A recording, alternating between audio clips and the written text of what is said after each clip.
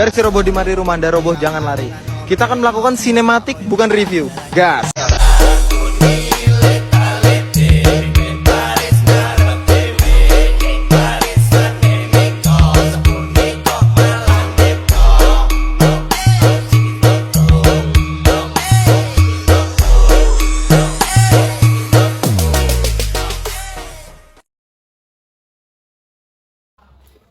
Guys, aku tadi habis dari ruang guru, terus gurunya bilang dia nggak bisa masuk, tapi suruh belajar sendiri karena besok ulangan. Asik, game. Waktunya. Situ aja. Ini rame nih. Aduh.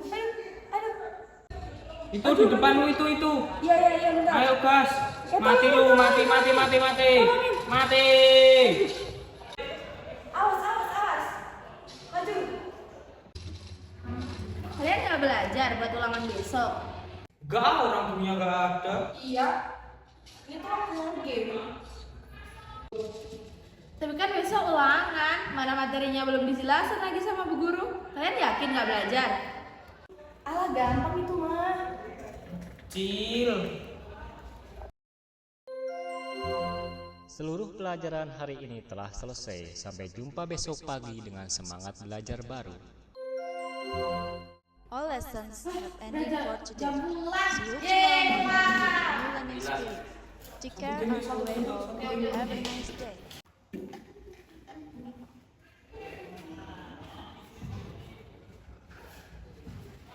Blok.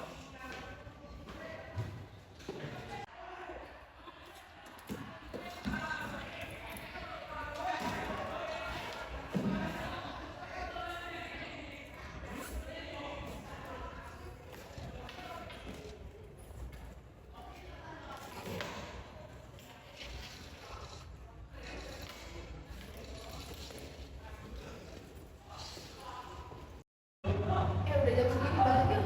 Ya, enggak. Awal nih kita. Boleh yuk. Hisoken Harinya. Pagiku cerahku, matahari bersinar, ku gendong tas merahku di pundak. Selamat pagi semua, ku nantikan dirimu di depan kelasmu, menantikan kami. Guruku tersayang, guru tercinta, tanpamu apa jadinya aku? Tak bisa baca tulis, mengerti banyak hal, guruku terima kasihku. Nyatanya diriku kadang buatku marah, namun segala maaf kau berikan.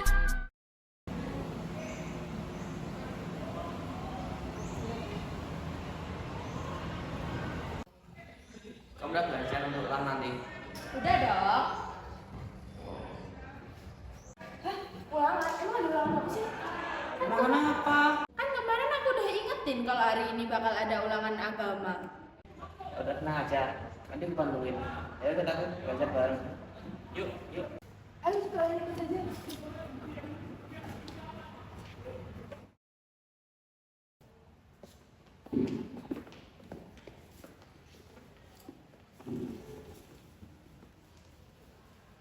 Nah, kita ini ulangannya tentang materi khutbah. Nah, ada yang tahu khutbah?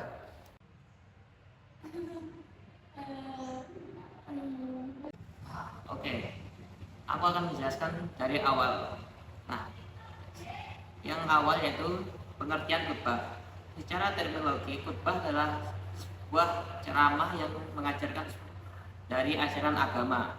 Nah, khutbah itu ada 5. Pertama khutbah Jumat, khutbah Idul Adha, khutbah Idul Fitri, khutbah istisqa, dan khutbah pernikahan. Nah, Rasulullah pernah mengatakan tentang keutamaan mendengarkan khutbah Jumat, yaitu barang siapa yang berwudu lalu dia melakukan wudu itu sebaik-baiknya, lalu dia mendatangi khutbah Jumat lalu mendengarkan dan diam, maka diampuni dosanya yang di antara Jumat ini dan Jumat depannya ditambah 3 hari. Dan barang siapa yang menyentuh kerikil yakni mempermainkannya, maka dia telah berbuat sia-sia. Hadis riwayat Muslim dan Abu Bukhari. Nah, khutbah yang yang memimpin khutbah yaitu seorang khotib. Khotib adalah seorang dai yang melakukan khutbah salat Jumat. Nah, khotib tersebut memiliki syarat-syarat tertentu untuk melaksanakan sebuah khutbah tersebut. Nah, yang pertama yaitu balik, hafal Al-Quran dan hadis, berpakaian rapi dan sopan, bahasanya mudah dipahami, ya bisa didengarkan dan dipahami oleh para pendengar tersebut, ikhlas dan materinya siap. Oh iya, syarat khutbah Jumat itu apa sih? Nah, ini juga aku mau baru saja menjelaskan tentang syarat khutbah Jumat. Yang pertama, masuk sholat zuhur, waktu sholat zuhur. Yang kedua, berdiri di atas mimbar seperti di atas kursi gitu. Laki-laki duduk di antara dua khutbah. Suaranya harus keras dan bisa dan jelas agar dipahami oleh pendengar. Nah, keenam, harus berurutan. Ketujuh, suci dari hadas besar ataupun hadas kecil. Nah, 8, tertutup auratnya. Berarti perempuan nggak bisa khutbah Jumat? Ya, tidak bisa. Perempuan itu hanya bisa menjalankan ya seperti khutbah tapi beda, yaitu dakwah. Itu perempuan baru bisa menjelaskan apa ya, mendakwah gitu.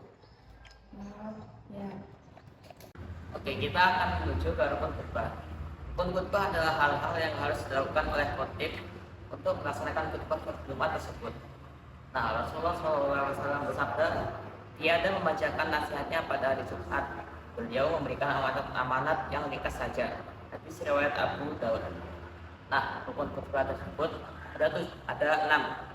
1. Pujian kepada Allah Subhanahu Wa Taala dan Rasulnya, syahadatain, salawat Nabi Muhammad SAW, meningkatkan iman dan takwa, baca ayat suci Al-Quran, dan terakhir yaitu doa.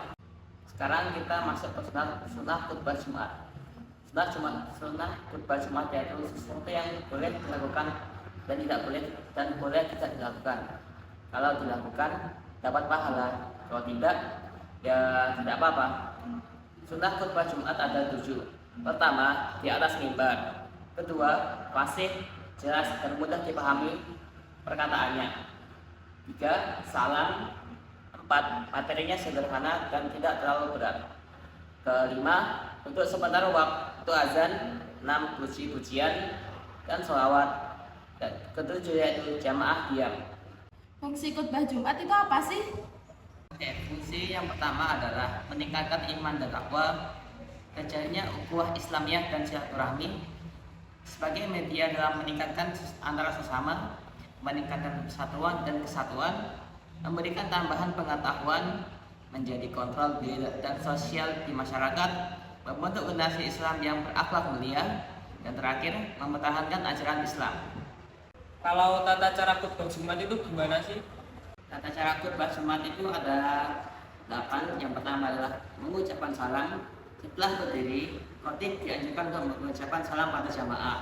Kedua, khotib dianjurkan untuk duduk mendengarkan dan melanjutkan azan hingga azan selesai. Ketiga, membuka khutbah sesuai dengan rukun khutbah yaitu dengan membaca alhamdulillah, sanjungan kepada Allah, syahadat, sholawat, bacaan ayat takwa, dan perkataan amma ba'du. Keempat, berdiri menghadapkan wajah kepada para jamaah. Namun jika khotib tidak dapat berdiri, khotib bisa duduk ketika khutbah tersebut. Nah, 5. Saat telah menyampaikan khutbah pertama, hendaknya khotib duduk sejenak untuk beristirahat sebelum menyampaikan khutbah kedua. Ke-6, khutbah hendaknya tidak boleh lebih lama dari durasi salat Jumat. 7. Dalam khutbah, khotib hendaknya menangkat suara, menyampaikan khutbah bahwa dengan jelas. Hal ini agar jamaah mendengarkan paham dengan kata-kata yang diucapkan. 8. Saat menyampaikan khutbah, hendaknya ditutup dengan kalimat permohonan ampun kepada Allah, yaitu dengan doa. Oh, jadi materi ulangan kali ini tuh tentang khutbah Jumat. Ya, Makasih ya, aku jadi paham. oke. Wah, aku jadi semakin paham nih, jadi semakin siap buat ulangan.